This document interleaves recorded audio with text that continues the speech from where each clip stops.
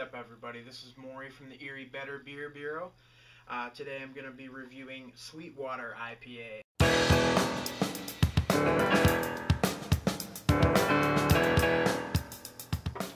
I've heard some good things over the years about Sweetwater IPA. One of my friends recently went down to North Carolina, and he was nice enough to pick this up for me, bring me back a six-pack of it, as well as a few other gems from the North Carolina area. Let's go ahead and get into it.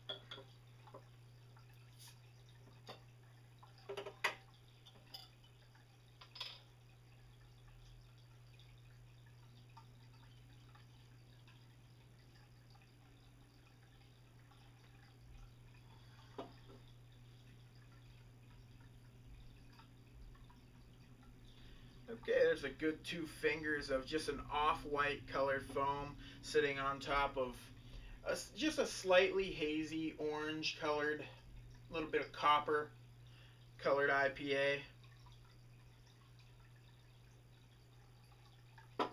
Doesn't appear to be settling very quickly either. Really nice looking. Some bubbles in there. Quite a few actually for an IPA. Alright, let's get the smell on the Sweetwater IPA. Okay, some oranges, tangerine, little bit of pine. You know, I would say this is a little bit more citrus forward of an IPA, but I am getting a little bit of pine in there. A little bit of grapefruit. Maybe just a little bit of like malty sweetness, just a ever so subtle little bit of earthiness, but not much. I mean, this is pretty citrus forward. Okay, cheers everybody for the taste on the Sweetwater IPA.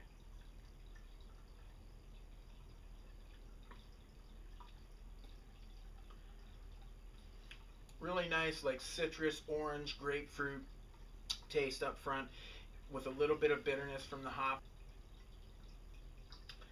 There's a little bit, just a little bit of like a pine taste in there as well, but I would say this is definitely more citrus forward as opposed to some of those IPAs you get which are a little bit more like pine, and some of them are kind of floral. This one definitely is on the citrus side, but it has like this sweetness that kind of smooths things out real quick. There's not a lot of lingering bitterness. I like really fresh, like Smutty Nose IPA, Sculpin, because they have this same citrus, big citrus flavors up front.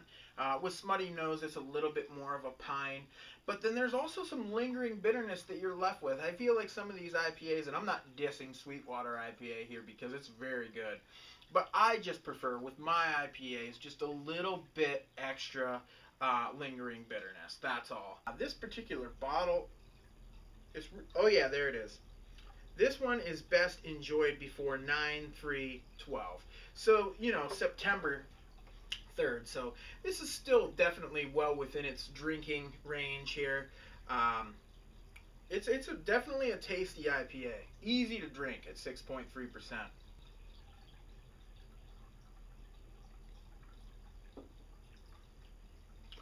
This is a medium-bodied beer. Pretty good medium mouthfeel, right where an IPA ought to be. The carbonation is not very high. I would say it sits somewhat where below middle of the road.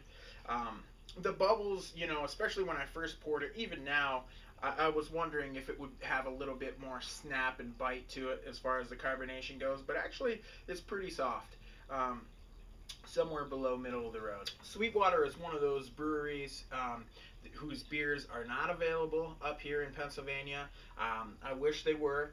If they were, I would probably grab a 6-pack of this, especially since my buddy told me he only paid $8.99 for this 6-pack, and actually I think he paid $7.99 because he said it was on sale for $1 off, and it's still in its, you know, well within its freshness date.